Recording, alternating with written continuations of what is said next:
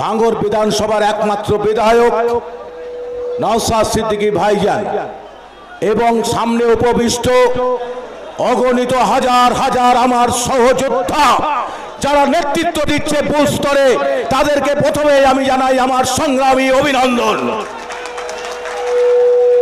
বারাসাত লোকসভা কেন্দ্রে পার্টি আমাকে প্রার্থী করেছে, তার মানে হ্যালো ভাই মাইকটা একটু দেখো তো।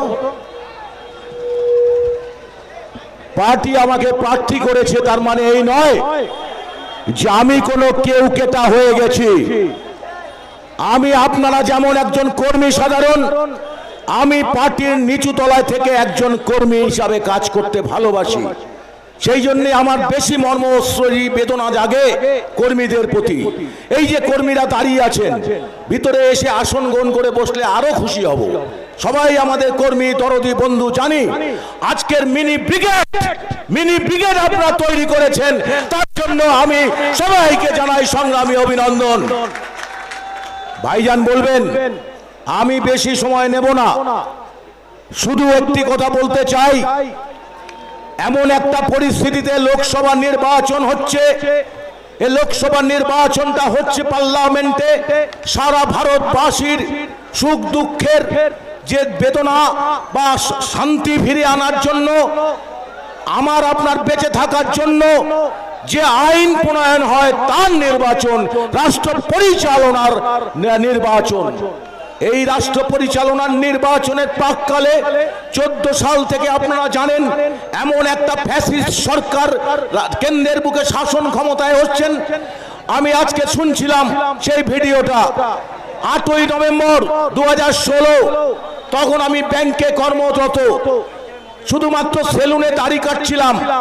হট করে খবর শুনলাম কালকের থেকে 500 টাকা 1000 টাকা বাতিল। মন কি বাত আজকে দিন আয়েগা, শুনেছিলেন আপনারা এই ডায়লগটা? শুনেছিলেন? 500 টাকা 1000 টাকা ব্যান করে দিয়ে বললেন কালো টাকা উদ্ধার করবেন। 1 টাকাও কালো টাকা উদ্ধার হয়নি। হয়েছে কি? এখনো বলতে পেরেছে এত কোটি টাকা কালো টাকা উদ্ধার করেছে? তারপরে স্লোগান দিলেন, কি হলেন যে সুইস ব্যাংক থেকে আমি সব টাকা উদ্ধার করে নিয়ে আসবো, নিয়ে এসে গরিব মানুষের জিরো ব্যালেন্সের অ্যাকাউন্টে 15 লক্ষ টাকা করে ঢোকাবো। সেই মুহূর্তে সাংবাদিকরা অমিত শাহকে জিজ্ঞাসা করলেন, ও বি জুমলা বাত হায়, ভিডিওটা দেখে নেবেন, ও বি জুমলা বাত হায়। এই জুমলা প্রধানমন্ত্রী আজকে দেশটা চালাচ্ছে। তারপরে আসলো করোনা, কোভিড মহামারী। হঠাৎ রাত্রিবেলায় উনি লকডাউন ঘোষণা করলেন। একবারও ভাবলেন না লক্ষ লক্ষ পরিযায়ী শ্রমিক কি করে দেশে ফিরবেন, বাড়ি ফিরবেন। হাঁটতে হাঁটতে পরিযায়ী শ্রমিকরা বাড়ি ফিরতে শুরু করলেন। আর উনি নিদান দিলেন, কাঁসা বাজান, শঙ্খ বাজান, ঢোল করতাল বাজান, বাড়ি সব নেমে গেল রাস্তায় কীর্তন করতে। করোনা তো আর গেল না। তারপর এলো ভ্যাকসিন, ভ্যাকসিনের জন্য দৌড়াদৌড়ি। সেই ভ্যাকসিনের পিছনে যে চক্রান্তটা ছিল, সিয়াম কোম্পানির ভ্যাকসিন আপনাকে নিতে হবে। সেই সিয়াম কোম্পানি 2019 সালে উনি ফিনান্স মিনিস্ট্রিতে পাশ করলেন ফিনান্স বিল। সেখানে আগে বলা ছিল একটা রাজনৈতিক দল কোন কর্পোরেট পুঁজির কাছ থেকে অনুদান নিতে পারবে, সাহায্য নিতে পারবে 10,000 টাকা। এটা ফ্ল্যাকচুয়েট করেছে রাজীব গান্ধীর সময়, অটল বিহারী বাজপেয়ীর সময়। আর উনি এসে বললেন যত পারো তত দাও, বিল করে দিলেন। ফিনান্স বিল পাস হয়ে গেল। আর এই ফিনান্স বিল যখন পাস হলো, তখন এইখানকার কাকুলিদিরা প্রতিবাদ করলেন না। কেন প্রতিবাদ করলেন না? 6,900 কোটি টাকা ইলেকট্রাল বন্ডের মাধ্যমে বিজেপি কামিয়ে নিল, আর মমতা ব্যানার্জি 1,600 কোটি টাকা কামিয়ে নিল। আর তার ফলে সিয়াম কোম্পানি দিল, যারা ভ্যাকসিন দিতে ছিলেন, যাদের ভ্যাকসিন আমরা নিয়েছি, যারা নিয়েছেন, সেই ভ্যাকসিন কোম্পানি কয়েকশো কোটি টাকা বিজেপি ফান্ডে দিয়ে দিলেন। কিছু বুঝতে পারছেন? আর এখানে গোয়েঙ্কারা টাকা দিলেন কাকে? মমতা ব্যানার্জিকে। উনি একটা আঞ্চলিক দল, জাতীয় স্তরে হাইয়েস্ট টাকা পেলেন 1,600 কোটি টাকা। আর এরা পেল 6,900 কোটি টাকা, যার ফলে আজকে বিদ্যুতের দাম হু হু করে বাড়তে শুরু করলো আপনার রাজ্যে, জিনিসপত্রের দাম বাড়তে শুরু করলো, পেট্রোল ডিজেলের দাম বাড়তে শুরু করে দিল। সামগ্রিকভাবে কি কেন্দ্র কি রাজ্য সরকার কমপ্লিটলি একটা জুমলাবাজি সরকার চলছে। সেইখানে দাঁড়িয়ে আমি এখানে প্রার্থী ইন্ডিয়ান সেকুলার ফ্রন্টের। আপনাদের প্রশ্ন জাগতে পারে যে আপনাকে যদি ভোট দিই কি করবেন আপনি গিয়ে? আমি ক্যান্ডিডেট হিসাবে স্বাভাবিকভাবে এই প্রশ্নের উত্তর দিতে বাধ্য আপনাদের কাছে। বাকি বিস্তারিত কথা আমার চেয়ারম্যান বলবেন, কিন্তু একজন ক্যান্ডিডেট হিসাবে আপনাদের কাছে এইটুকু বলতে চাই, ইন্ডিয়ান সেকুলার ফ্রন্ট তার নিজের পায়ে দাঁড়ানোর নির্বাচন করছে। এই প্রথম নির্বাচন, পঞ্চায়েতের পরে লোকসভা নির্বাচন। নিজের পায়ে দাঁড়িয়ে প্রত্যেকটা 7টা বিধানসভায় নিজেদের সংগঠনকে চাঙ্গা করে আগামী দিনে 26 সালকে পাখির চোখ করে এই 24 সালে পার্লামেন্টে আমাদের এমপি যাবে যাবে যাবে যাবে, কেউ ঠেকাতে পারবে না। কোথা থেকে যাবে সেটা বলা যাবে না।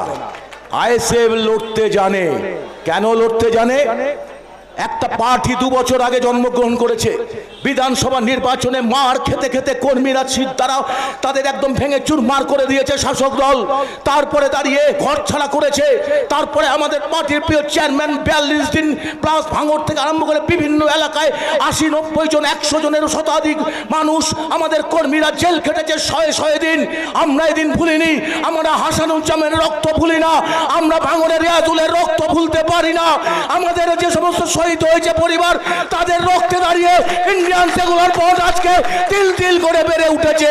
আর আমাদের যত মারছে তত বাড়ছে, যত মারছে তত আইএসএফ গলিতে গলিতে বাড়ছে, আরো বাড়বে আরো বাড়বে। দায়িত্বটা আমাদের নেতৃত্বের কাছে অনেক বড়, পার্টির চেয়ারম্যানের কাছে যেমন বড়। আমি জেলা সভাপতি ঘটনাচক্রে আজকের প্রার্থী, আমারও দায়বদ্ধতা রয়েছে পার্টির প্রতি, পার্টির কর্মীর প্রতি। এইটুক শুধু বলতে চাই আপামর মানুষের কাছে। অনেক তো হলো, বারবার 4 বার বলছেন, আমি শুধু বলছি বারবার নয়, একবার তাপস ব্যানার্জিকে খাম চেন্নে ছাপ দেন। যদি পাল্টাতে না পারি বারাসাত কেন্দ্রের ইতিহাস, তাহলে রাইট টু রিকল করবেন। আমাকে পার্লামেন্ট থেকে ফেরত নেওয়ার আইন আনার জন্য যদি জয়যুক্ত হই, এত আইন পাস হয় অথচ এই আইনটা পাস করার কথা কেউ বলে না। যে একটা অপদার্থ এমপি 15 বছর ধরে মানুষকে চেনে না, তার কর্মীদের চেনে না, 2 হাত করে টাকা নেয় আর নারদা কাণ্ডের টাকা নেয়। এবং সুজেট পার্থিব স্ট্যান্ডে 12 সালে একজন নারী নির্যাতন হলো, জানেন, ধর্ষিতা হলো।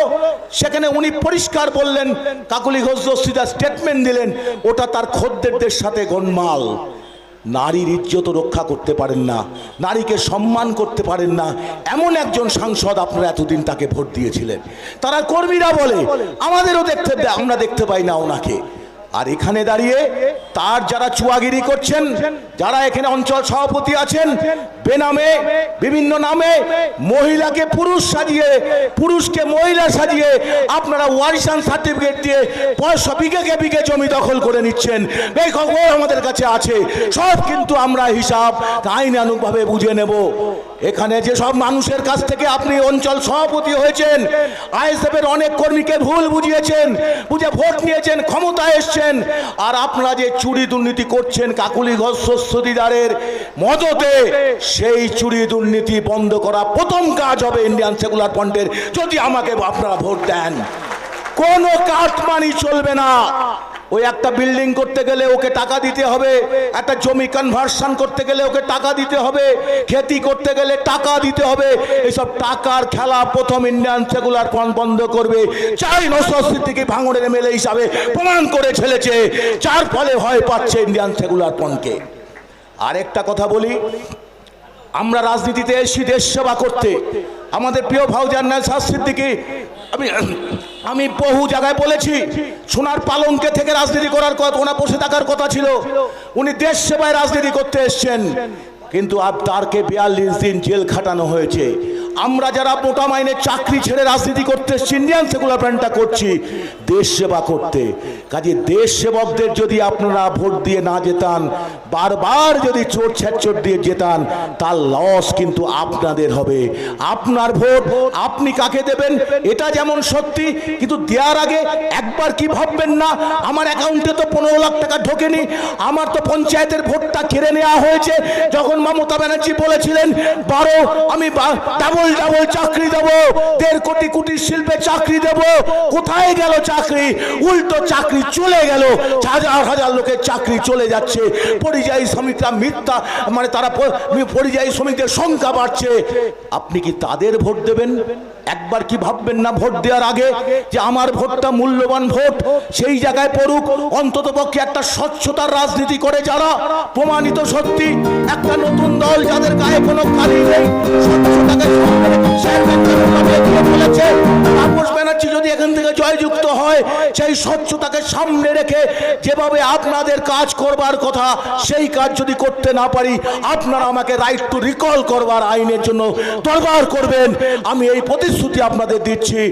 আর বসে একবার হেরে যাওয়ার পরে পার্লামেন্টের নির্বাচন হয়ে গেল, আজকে মিমি চক্রবর্তী এখন মোটা টাকার পেনশন পাবে দেশ সেবা করতে এসে, সন্ধ্যা রায়, মুনমুন সেন আপনার আমার ট্যাক্সের টাকায় পার্লামেন্টে হেরে যাওয়ার পরে তারা পেনশন পাবে। এ জিনিস আমরা বরদাস্ত করতে দেব না। একটা মানুষ খেতে পায় না, আজকে পেঁয়াজের দাম কত, তেলের দাম কত, সেখানে পার্লামেন্টে একবার জয়ী হলো আর দাঁড়ালো না, আপনাদের আমার ট্যাক্সের টাকায় মোটা টাকা পেনশন পাচ্ছে। এ কোন রাজত্ব? এই আইন বদলাতে হবে। ওটা আইন রূপায়ণের জায়গা। পার্লামেন্টে গিয়ে সেই আইন যাতে বাতিল করা হয় যে পার্লামেন্টে একবার হেরে যাওয়ার পরে এমপিদের কোনো পেনশন দেওয়া চলবে না, তারা দেশ সেবা করতে এসছে। এটা তো চাকরি করতে আসেনি। আমি ব্যাংকে চাকরি করতাম, আমি চাকরি শেষে পেনশন পাই, তো চাকরি করেছি। আমি এখন এসেছি দেশ সেবা করতে, তাহলে দেশ সেবা করে আমি পরে পার্লামেন্টে কোনোবার দাঁড়ালাম না বা হেরে গেলাম, আমাকে বসে সরকার আপনার টাকায় পেনশন দেবে? এটা কিরকম আইন বলুন তো? একবার ভেবে দেখুন এটা কি সঠিক হবে কিনা, বলুন আপনারা, যে তোলা উচিত কিনা পার্লামেন্টে দাঁড়িয়ে যে ওই এমপিদের বা কোনো পেনশন চালু করা যাবে না। যত বেশি এমপিদের হাতে অর্থের যোগান থাকবে তত চোর তৈরি হবে, ডাকাত তৈরি হবে, মাফিয়া তৈরি হবে। এই ব্যবস্থাটা কায়েম করেছে আমাদের তৃণমূল আর বিজেপি সরকার। তাই তৃণমূল বিজেপি সরকারের বিরুদ্ধে যদি সত্যিকারের সংগ্রামী পার্টি থেকে থাকে পশ্চিমবঙ্গের মাটিতে যাদেরকে পরাস্ত করতে পারে, সেটা হচ্ছে ইন্ডিয়ান সেকুলার ফ্রন্ট। তাই আপনাদের কাছে আহ্বান রাখছি, আপনারা আগামী 1 জুন সকাল সকাল আপনারা ভোট দিতে যাবেন, মানুষকে ভোটের দোরগোড়ায় নিয়ে যাবেন। ভোট দিতে পারলেই, আর যাতে ভোট দিতে পারেন তার জন্য আমি ক্যান্ডিডেট হিসাবে দায়িত্ব নিয়ে বলছি, পুলিশ প্রশাসনের সহযোগিতা নিয়ে তার ব্যবস্থা আমি করব। আর আমার অন্য কোনো কর্মীর উপর যদি অন্যায় মামলা, অন্যায় অত্যাচার প্রশাসনিক স্তরে নেমে আসে, আমি ক্যান্ডিডেট হিসাবে সব দায়িত্ব আপনাদের নেব। কথা দিয়ে গেলাম এখান থেকে দাঁড়িয়ে, যেভাবে বাড়ুক আইন আনুকভাবে আমরা সব বুঝে নেব, কিন্তু ভোট আমরা করাবো। মানুষ ভোট দিক, যাকে পছন্দ তাকে দিক। আর এটা করতে পারলেই আপনাদের প্রার্থী তাপস ব্যানার্জি জিতছে, জিতছে, জিতবে। এই বিশ্বাস দেখে সবাইকে সংগ্রামী অভিনন্দন জানিয়ে আমার বক্তব্য শেষ করছি। ইনকলাব জিন্দাবাদ, আইএসএফ জিন্দাবাদ, নওশাদ সিদ্দিকী ভাইজান জিন্দাবাদ।